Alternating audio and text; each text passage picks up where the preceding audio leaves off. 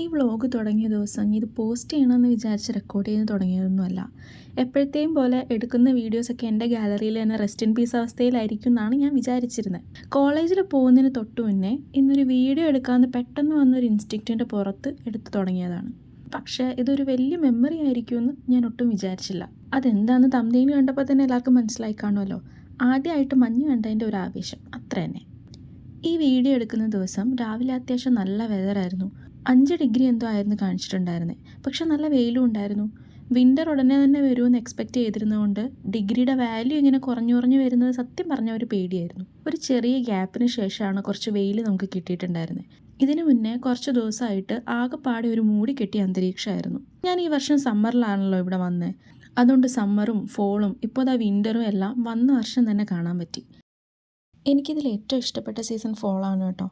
ചുറ്റും പല പല നിറമൊക്കെ ആയിട്ട് ആകെപ്പാടെ ഭയങ്കര പ്ലസൻ്റാണ് പുറത്തേക്ക് ഇറങ്ങുമ്പോൾ. കളേഴ്സൊക്കെ ഒരുപാട് ഇഷ്ടപ്പെടുന്നവർക്ക് ഫോൾ സീസണും ഒരുപാട് ഇഷ്ടപ്പെടും. ഇത് കോളേജിലെ ചെറിയ ഗാർഡനാണ് കേട്ടോ. ഒരു മാസം മുന്നേ ഇവിടെയൊക്കെ മുഴുവൻ പൂക്കളായിരുന്നു. കോളേജിൽ വരുന്ന സമയത്തൊക്കെ ഈ ഏരിയ കാണാതെ പോകുന്നത് തന്നെ ഒരു സമാധാനക്കേടായിരുന്നു. ഇപ്പോൾ പതിയെ പൂക്കളൊക്കെ കൊഴിഞ്ഞു, എല്ലാം വാടി ഉണങ്ങിയൊക്കെ തുടങ്ങിയിട്ടുണ്ട്.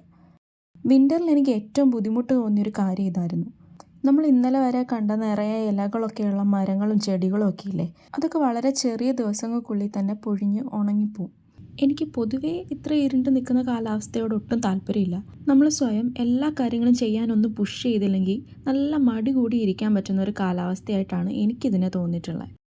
അങ്ങനെ നാടും കോളേജും ഒക്കെ കണ്ട് തീർന്നപ്പോഴത്തേക്കും ക്ലാസ്സൊക്കെ കഴിഞ്ഞ് ഞാൻ തിരിച്ച് ഫ്ലാറ്റിലെത്തി. വന്നപ്പോൾ ദാ നിറയെ ക്രിസ്മസ് ലൈറ്റ്സ് ഒക്കെ ആയിട്ട് ചുറ്റും ഇലുമിനേറ്റ് ചെയ്ത് വെച്ചിരിക്കുക. താഴെ ഉപ്പാണെന്ന് തോന്നുന്നു വെതറി ഇട്ടിട്ടുണ്ടായിരുന്നു. അപ്പോഴേ എന്തോ വലുത് വരാനിരിക്കുന്നു എന്ന് എനിക്ക് തോന്നിയായിരുന്നു. സ്നോ എന്നുള്ള ഭയങ്കര ഭീകരമായിട്ടുള്ളൊരു പ്രതിഭാസം ഞാൻ പതിയെ എക്സ്പെക്റ്റ് ചെയ്യുന്നുണ്ടായിരുന്നു. പക്ഷേ കുറച്ച് സമയം കഴിഞ്ഞപ്പോൾ എൻ്റെ പേടിയൊക്കെ ഭയങ്കര മാജിക്കലായിട്ടുള്ള ഒരു ഫീലായിട്ട് മാറി. അങ്ങനെ ഒരു കാഴ്ചയായിരുന്നു ഞങ്ങൾ കണ്ടിട്ടുണ്ടായിരുന്നത്.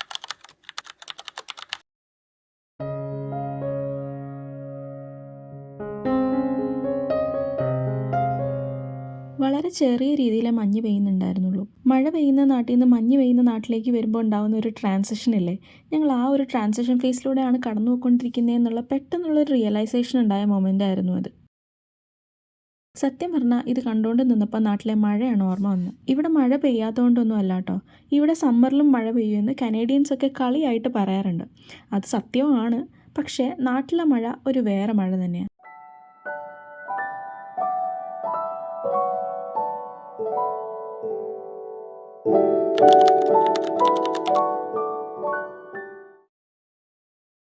ആൾ വീട് തുടങ്ങിയോണ്ട് തന്നെ ഇനി അങ്ങോട്ട് നോർമൽ ജാക്കറ്റ് കൊണ്ട് പിടിച്ച് വെക്കാൻ പറ്റില്ല എന്ന് മനസ്സിലാക്കിയപ്പോൾ ഒരു ജാക്കറ്റ് ഷോപ്പിങ്ങിന് വേണ്ടിയിട്ട് ഇറങ്ങാൻ പോകുമായിരുന്നു ഞങ്ങൾ. ഇന്നലെ രാത്രിയായിട്ട് എന്തെങ്കിലും ബന്ധമുണ്ടോ എന്ന് നോക്കിയേ. പക്ഷേ തണുപ്പിന് കാര്യമായിട്ടുള്ളൊരു കുറവൊന്നും എനിക്ക് തോന്നിയില്ല. ഇനി അങ്ങോട്ട് ഇതിനേക്കാൾ മോശമായിരിക്കും എന്ന് സ്വയം പറഞ്ഞ് പഠിപ്പിക്കുക അല്ലാതെ വേറെ ഒരു നിവൃത്തിയും തൽക്കാലം നമുക്കില്ല. 2 കിറ്റ്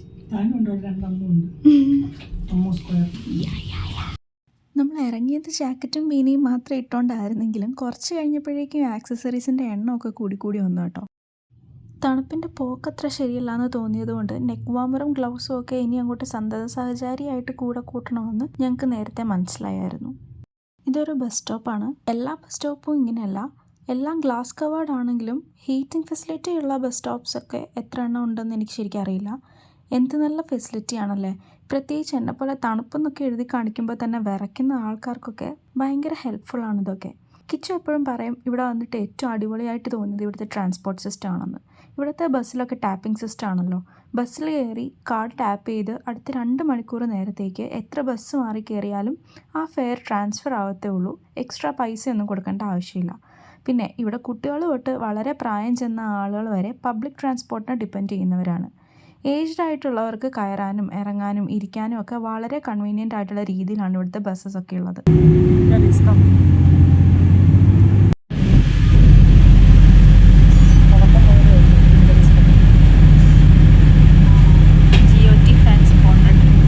യാത്രകൾ പരസ്പരം മനസ്സിലാക്കാനുള്ള ഓപ്പർച്യൂണിറ്റി ആണെന്നൊക്കെ കേട്ടിട്ടുണ്ടല്ലോ നമ്മൾ. കിച്ചു ഒരു വലിയ ഗെയിം ഓഫ് ത്രോൺസ് ഫാൻ ആണെന്ന് ഞാൻ മനസ്സിലാക്കിയ മൊമെൻ്റ് ആയിരുന്നു അത്.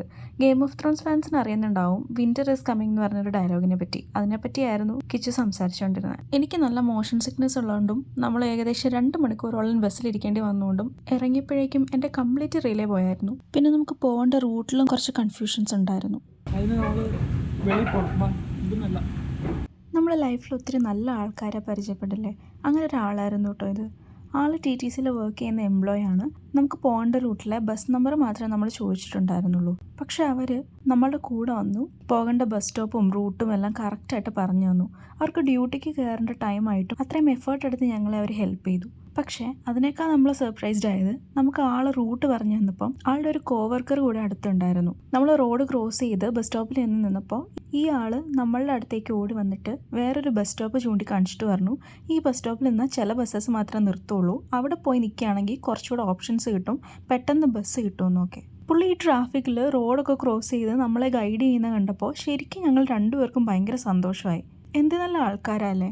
ഞങ്ങൾ പോയ റൂട്ട് ഭയങ്കര രസമായിരുന്നു കേട്ടോ കാണാൻ. ക്രിസ്മസിന് മുന്നേ തന്നെ ക്രിസ്മസ് ആഘോഷങ്ങളൊക്കെ തുടങ്ങിയതായിട്ട് നമുക്ക് ഫീൽ ചെയ്യുമായിരുന്നു. ഷോപ്പിംഗ് ഒക്കെ കഴിഞ്ഞപ്പോഴേക്കും സമയം നന്നായിട്ട് വൈകി. പക്ഷേ ഈ നേരത്ത് സ്ട്രീറ്റ്സ് ഒക്കെ കാണാൻ ശരിക്കും ഒരു ഹെവൻലി ഫീലായിരുന്നു. വീഡിയോ എടുത്തുകൊണ്ടിരുന്നപ്പോൾ ഞങ്ങളത് പറയുകയും ചെയ്തു, നേരിട്ട് കാണുന്നതിൻ്റെ പകുതി ഭംഗി പോലും വീഡിയോയിലില്ലല്ലോ എന്ന്. എവിടെ നോക്കിയാലും നിറയെ ലൈറ്റ്സും ഡെക്കറേഷൻസും ഒക്കെ ആയിട്ട് നമുക്ക് ഒരുപാട് സന്തോഷം തോന്നുന്ന കാര്യങ്ങളായിരുന്നു ചുറ്റും.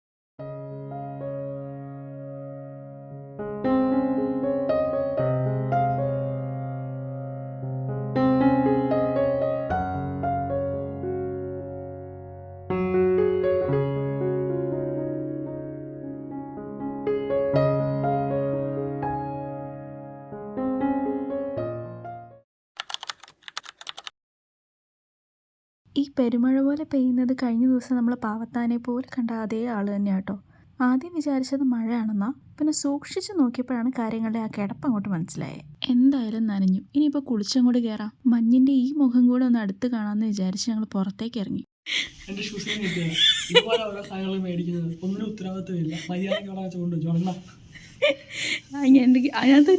ഒരു ചെറിയ കയ്യബദ്ധമൊക്കെ ആർക്കായാലും പറ്റൂലല്ലേ.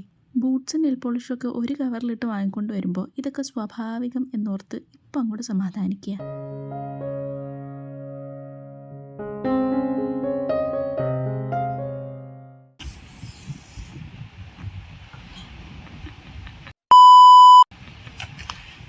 കുറച്ചേ കൊള്ളത്തുള്ളൂ. ഇൻസ്റ്റൻറ്റ് റിഗ്രറ്റിനൊരു മുഖം ഉണ്ടല്ലോ, അതാണ് നിങ്ങളിപ്പോൾ കണ്ടത്. അമിതമായാൽ അമൃതം വിഷമെന്നാണല്ലോ, അല്ലെങ്കിലും കിട്ടേണ്ടത് കിട്ടുമ്പോഴേ ഒരു സുഖമുള്ളൂ. ഇതൊക്കെ എന്ത് എന്നുള്ള മൈൻഡ് വോയിസുമായിട്ട് നിൽക്കുന്ന ഒരു മനുഷ്യനെയാണ് നിങ്ങളിപ്പോൾ കണ്ടുകൊണ്ടിരിക്കുന്നത്. കിച്ചുവിൻ്റെ തണുപ്പിൻ്റെ ടോളറൻസ് ലെവൽ എനിക്കൂടെ കിട്ടിയിരുന്നെങ്കിൽ ഞാൻ ആരായേനെ എന്ന് ഞാൻ പലപ്പോഴും ചിന്തിക്കാറുണ്ട്. പലപ്പോഴും കിച്ചുവും അത് ആഗ്രഹിക്കാറുണ്ട്. എനിക്ക് ചൂടും കിച്ചുവിന് തണുപ്പുമാണ് സഹിക്കാൻ പറ്റുന്നത്. അങ്ങനെ 2 വ്യത്യസ്ത ടോളറൻസ് പ്രിഫറൻസ് ഉള്ള 2 ആത്മാക്കൾ വളരെ വിജയകരമായി 2 വർഷത്തെ വിവാഹ ജീവിതം പൂർത്തിയാക്കി എന്ന് സന്തോഷം അറിയിച്ചുകൊള്ളുന്നു.